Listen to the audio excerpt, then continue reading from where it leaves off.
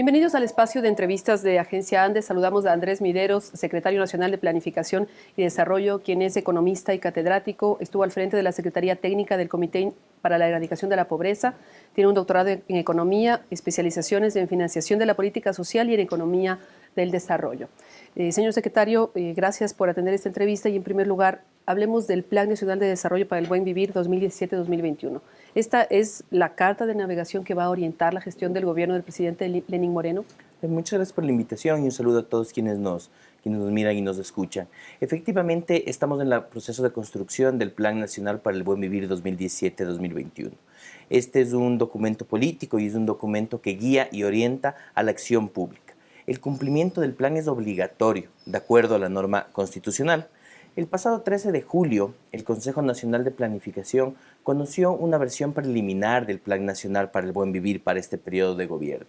Aprobó esa versión preliminar y dispuso un plazo de 90 días para su actualización, previo un proceso participativo.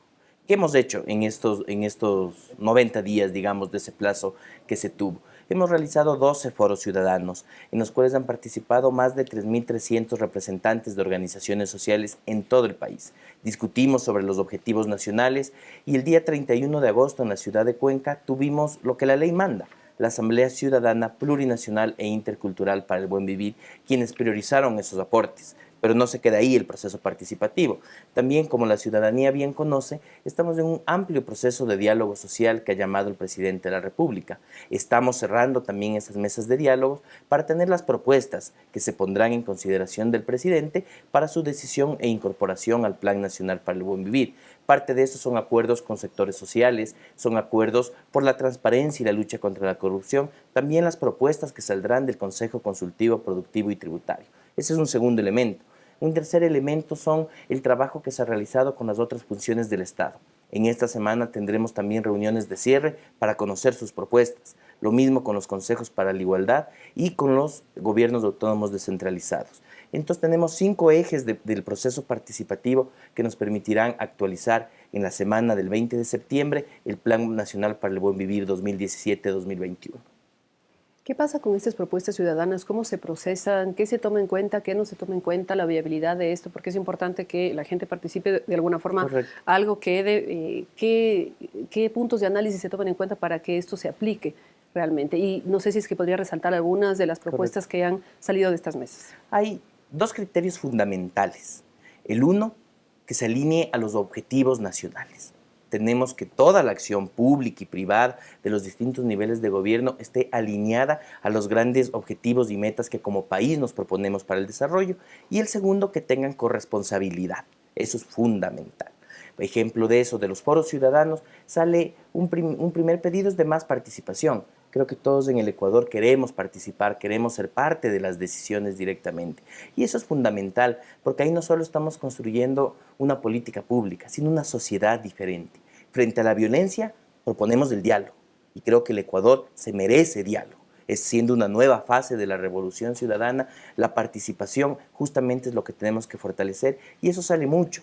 Un segundo elemento que sale con mucha fuerza es el empleo.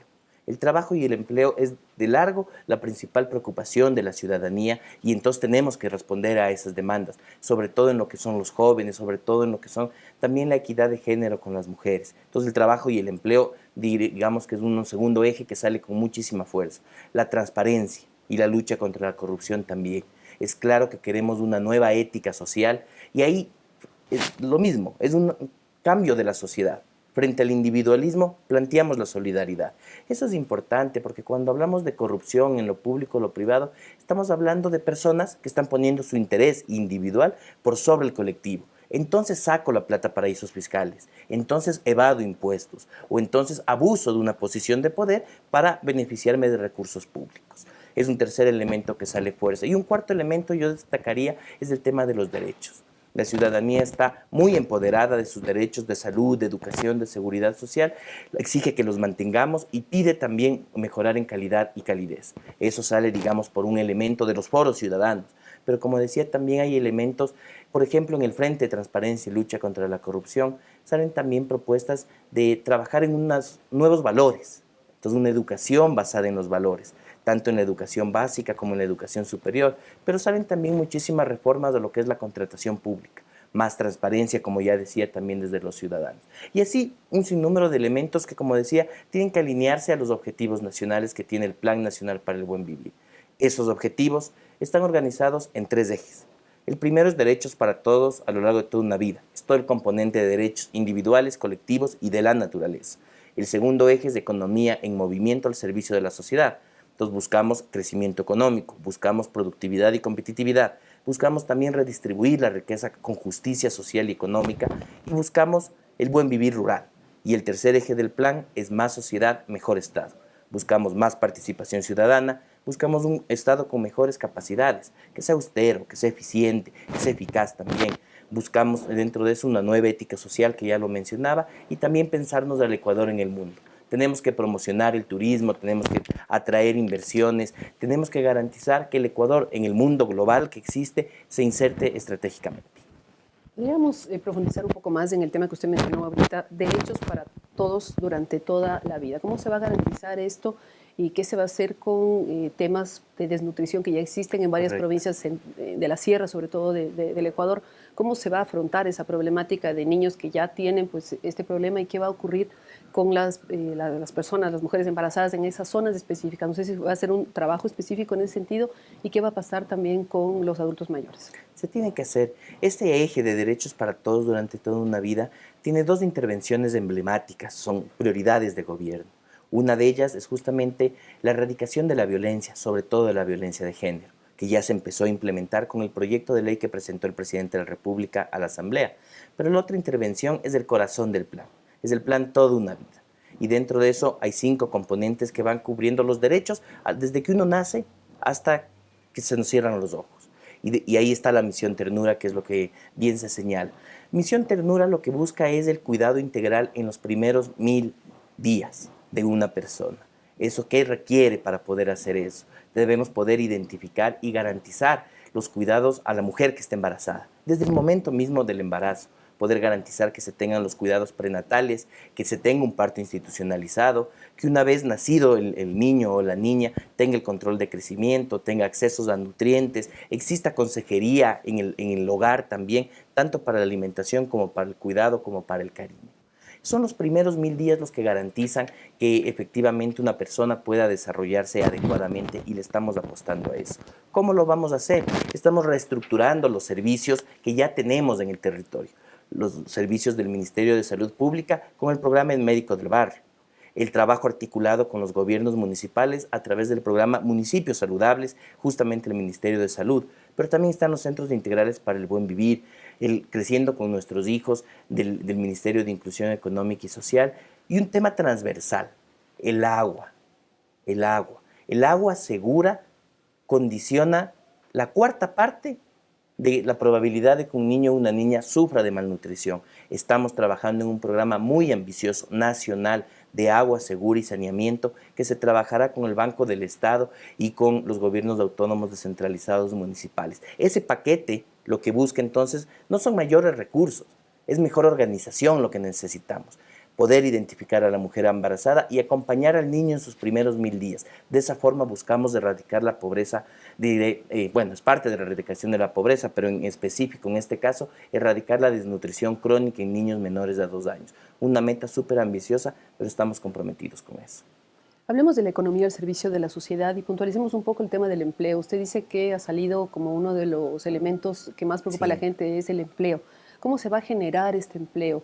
Tal vez Casa para Todos es una opción, pero ¿qué otros ámbitos se van a hacer para que se genere empleo, no solo para las personas jóvenes que salen de la universidad, también para las personas que tienen 45, 50 años y van a tratar de ser contratados y no les dan empleo porque ya se considera que están mayores, lo que ocurre distinto en otras sociedades? ¿Cómo cambiar esa mentalidad? ¿Cómo hacer que se genere empleo realmente, que es una de las preocupaciones más grandes de los ecuatorianos? Justamente haciendo el diagnóstico de forma adecuada, porque los problemas son distintos. El Ecuador en términos generales no tiene un problema de cantidad de empleo, el desempleo es bajo, sí tiene un problema de calidad, el subempleo es alto. Entonces tenemos que trabajar eso, pero cuando diferenciamos por rangos de edad, justamente vemos que en el caso de los jóvenes sí es un tema de cantidad de empleo.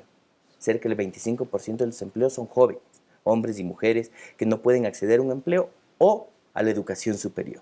Entonces, en el tema de jóvenes, justamente el programa Impulso Joven está dando esas salidas, que los jóvenes puedan acceder a estudios universitarios, eso mejora su empleabilidad futura, o que puedan acceder a créditos a través del Ban Ecuador y del Banco del Pueblo, créditos para emprendimiento, para poner su propio negocio.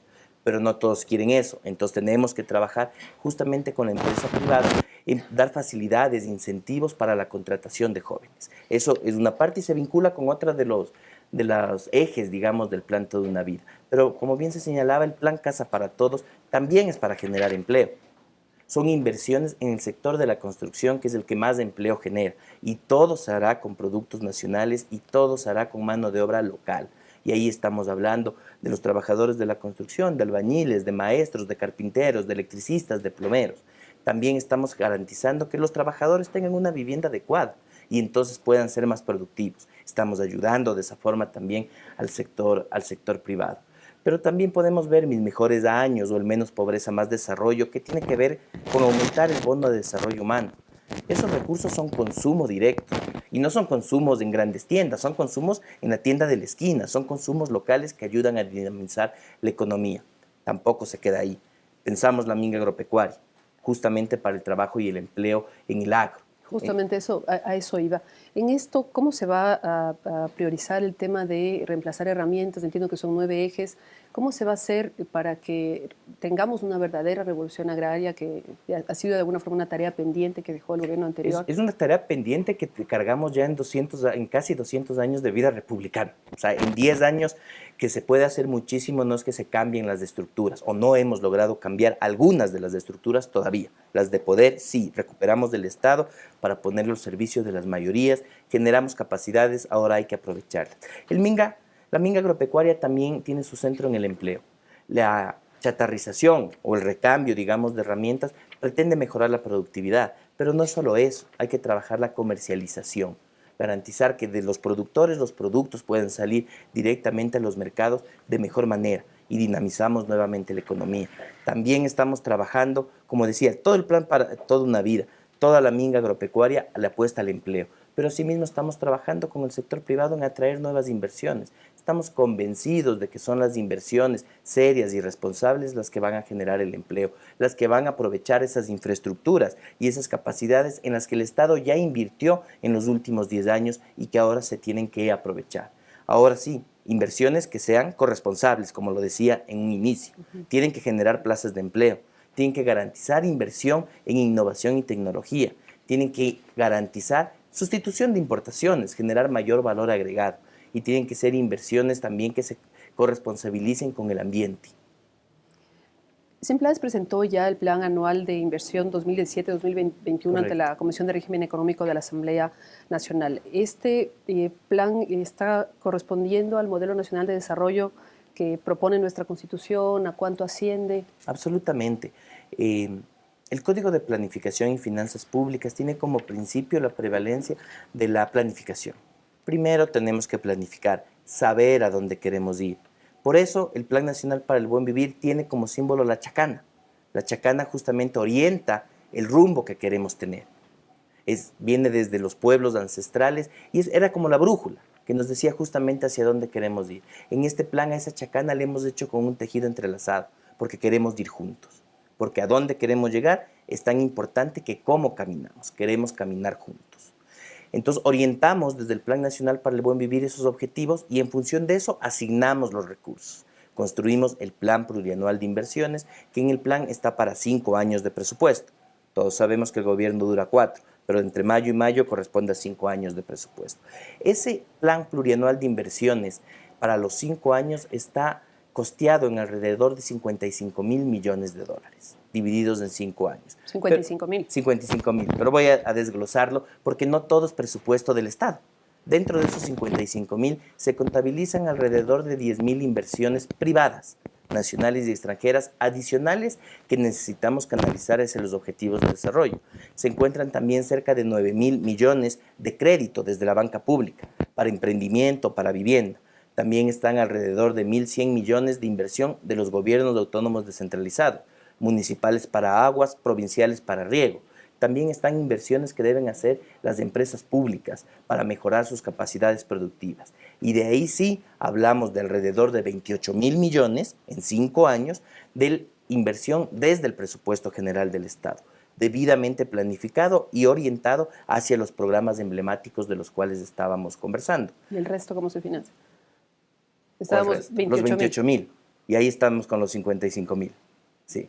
Los 28.000 desde el presupuesto general del Estado, que los financiamos todos a través de nuestros impuestos, los 10.000 de inversión privada, los cerca de 10.000 también de lo que es crédito desde la banca pública, hablaba de 1.100, 1.200 millones desde los GATS para agua y para saneamiento, y hablaba del rubro también de las empresas públicas. Ese conjunto nos dan los 55.000 millones que necesitamos para cumplir las metas del Plan Nacional para el Buen Vivir. Muchas gracias. Agradecemos la presencia del señor secretario nacional de Planificación y Desarrollo, Andrés Mideros, y le esperamos en una próxima oportunidad. Muchísimas gracias.